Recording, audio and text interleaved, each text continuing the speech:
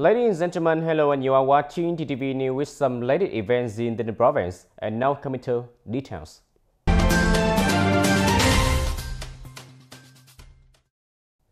Ladies and gentlemen, the Provincial Party Committee Standing Board held an online conference from the province to the district and grassroots levels on May 10 to deploy a variety of topics relating to political activities and thematic research in 2022.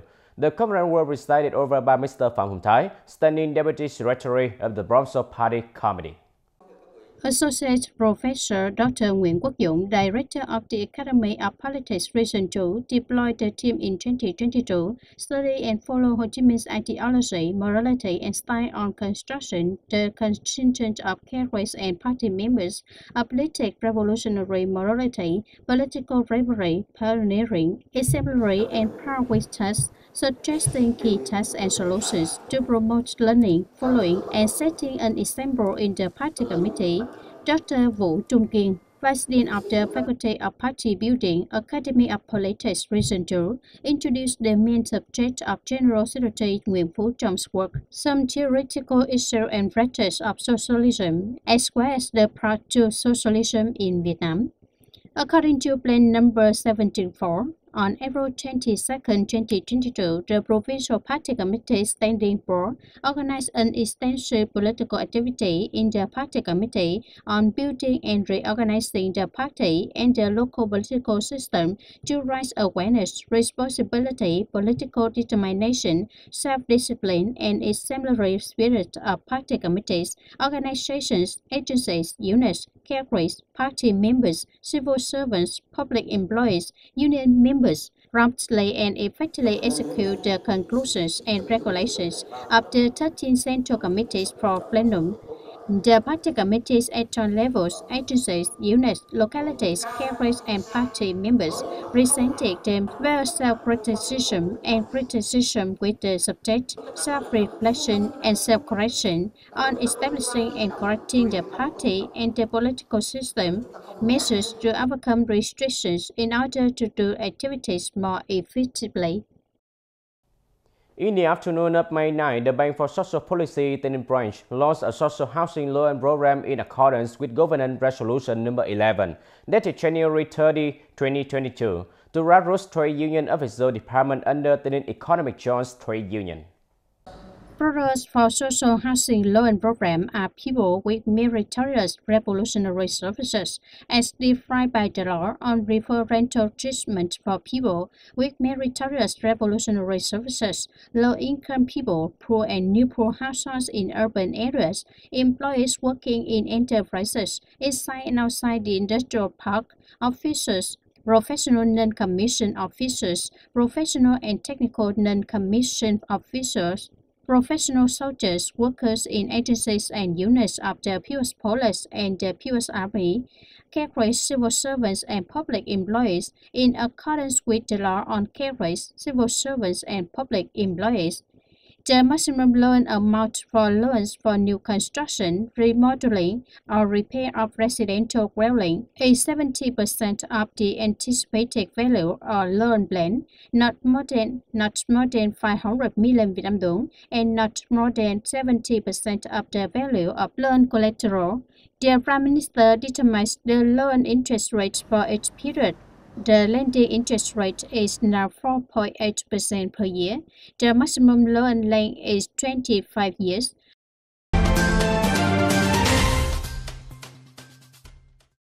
According to Tay Ninh Provincial Department of Planning and Investment, the Prime Minister's State Budget investment goal for the locality in 2022 is more than 3,500 billion Vietnam dong.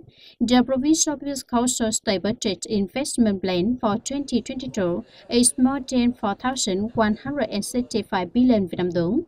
By the end of the first quarter of 2022, the province has distributed more than 731 billion Vietnam dong. According to Tay Ninh Department of Planning and Investment, there are two main reasons for the slow disbursement of public investment in the locality. The first is that the compensation and site clearance work in some projects is still slow. Another important reason is the sharp increase in the price of gasoline and basic construction materials, leading to other costs. To encourage the distribution of public investment, Tay Ninh Provincial Appeals Committee stated that it must rapidly construct rolling transportation infrastructure projects. As a result, the departments, branches, and municipalities expedite the projects through the inventory method, which includes approval and payment of compensation expenses, and promptly hand over the sites to the contractor for construction. Furthermore, the province requires investors to continuously monitor the fluctuation of raw material, fuel, and material costs, as well as analyze the negative effects of price changes on the cost of building investment projects and quickly report to the appropriate authorities. Turn to other news. On May 10, an interdisciplinary inspection team led by the Department of Agriculture and Rural Development arrived in Tay Ninh City to audit food production and trade facilities. Checking the facility by term specializing in the production of white rice paper, salt, and chili rice paper in Ninh Phú Hamlet, Ninh Thành Cam Hiệu. The facility provides food production and business documents. The establishment is operating with a production area that complies with food safety assurance regulations. The inspection team did, however, take one sample of white rice paper for quality control. The group requested that it should maintain food safety conditions in the foreseeable future. Inspecting Faunus Foods Import-Export Company Limited, which manufactures rice paper in Ninh Hòa Hamlet, Ninh Thành Cam Hiệu. The facility did not provide enough essential documentation, and the storage for raw materials and products did not meet hygiene and safety criteria. According to the regulations, the delegation will transmit the file to the relevant body to resolve violations for the mistake. The storage space, warehouse for keeping raw materials and products is not reserved. Before beginning manufacturing, the corporation should closely adhere to the standards governing food safety. The delegation was presented with necessary documentation relating to the service business. After verifying that Dang and Tay Ninh Company Limited is dealing in catering services in Quarter 6 Warri, Tay Ninh City, the delegation noticed that the food processing facility, raw material storage area, and other areas fulfill safety and hygiene criteria. The inspection team asked that it should maintain food safety and hygiene standards in the coming time.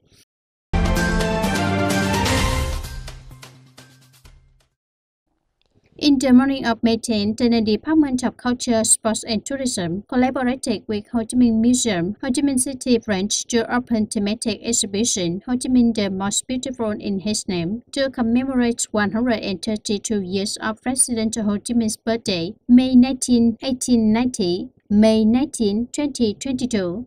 Ms. Nguyễn Thị Thu Cúc, Deputy Head of the Propaganda Department of Tay Ninh Provincial Party Committee, Ms. Lưu Thị Tuyết Trinh, Director of Ho Chi Minh Museum, Ho Chi Minh City Branch, and a large number of officers and soldiers from the 5th Infantry Division, youth union members, and students from Tay Ninh Pedagogical College attended the exhibition's opening. The exhibition features 110 bracelets, photos, and papers related to President Ho Chi Minh's life and career. Tay Ninh Provincial Museum provides exemplary instances of the campaign, study and follow Ho Chi Minh's ideology, morality, and style in all Tay Ninh domains like as labor production, education, security and defense, culture and art, religion, ethnicity, and so on.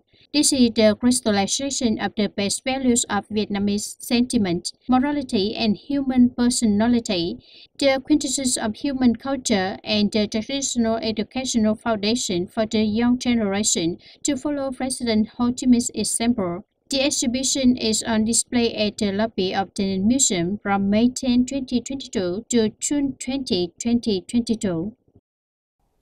Dear audience, in the end of April, the Bank for Social Policy Tay Ninh branch has been disbursing policy ready program in compliance with Government Resolution 11 on rehabilitation and socio-economic development. These policy ready schemes are thought to be rapid, responsive, and successfully in providing individuals with early access to refer finance for socio-economic recovery and development following the COVID-19 epidemic. In Tay Ninh, the total cash allocated to lend to policy-related initiatives under Resolution 11 in 2022 is close to 100 billion Vietnam dong. The Bank for Social Policies of Tay Ninh Province rapidly released the distribution after receiving the authorized money from the central government by scheduling a scheduled trading session, ensuring the payment was carried out smoothly and speedily to the proper recipients. Loans to assist employment development, maintenance and expansion, social housing loans, and loans to students with difficult circumstances to purchase computers and equipment for online learning are redistant policy-graded scheme. Mr. Ngô Thế Ẩn, born in 1994 and living in Long Thuận Kham Mueang Bến Cầu district, was present at the Bank for Social Policies transaction point from early morning to carry out loan processes for employment creation. He secured funds swiftly and simply thanks to the passionate heart of the Bank for Social Policy team. Returning from Cambodia as soon as the COVID-19 pandemic broke out, he suddenly became unemployed. The whole family's life depends on a small restaurant at home. The shop is in a small village. People are sparse, so the income is not much. He wants to do many things to earn extra income, but his biggest obstacle is capital. I had worked in Cambodia, but owing to the epidemic, I returned to the area and was out of employment. Some of the leaders of the savings group connected me to a loan, so I secured a loan of 40 million and went to grow breeding cows. This funding is quite timely and beneficial to me. I'm overjoyed and pleased to acquire this cash. I intend to utilize it to help my family's economic growth. In another case, Miss Nguyễn Thị Kim, living in Long Thuận Kham Mueang Bến Cầu district, also quickly and easily accessed policy credits under Resolution 11. Family economy depends entirely on a few agricultural land when the crop is large. When the value is lost, plus having to take care of two children who are studying at university in Ho Chi Minh City, family life is always falling into short front. Introduced and supported by the Kham Mueang Farmers Union to lend production capital to disadvantaged households and the student loan program of the Bank for Social Policies, Miss Kim's family's life has been reduced struggling and gradually becoming more stable. 30 million Vietnam dong, I bought a car for breeding, the rest I bought fertilizer. If I don't have that amount of capital, buying fertilizer in advance at the agent will charge 3% interest. Thanks to this capital, I feel good about production. My two children go to university. I also asked the Bank for Social Policies to support them with student loans. Now my family is free. According to Bank for Social Policies, Tay Ninh Province range, after only 2 weeks of disbursing policy-granted money under Resolution 11, the province has released more than 30 billion Vietnam dong. The majority of them are loans under the program to assist employment creation, retention, and expansion for individuals. After we received the target capital from the Central Bank for Social Policies, we directed the transaction officers in the province to implement the disbursement immediately so that the affected households can benefit from this policy quickly and effectively. This is a very meaningful program, showing the party and state interest in the people, so that the people can restore their family economy effectively, contributing to the socio-economic development, national defense, and security of the locality. It can be said unequivocally that the preferential loan capital provided by Resolution 11 is of significant importance to policy beneficiaries, particularly in the context of recovery from the present COVID-19 epidemic. Ladies and gentlemen, that's all for today TTV News. Thank you for watching and see you next time.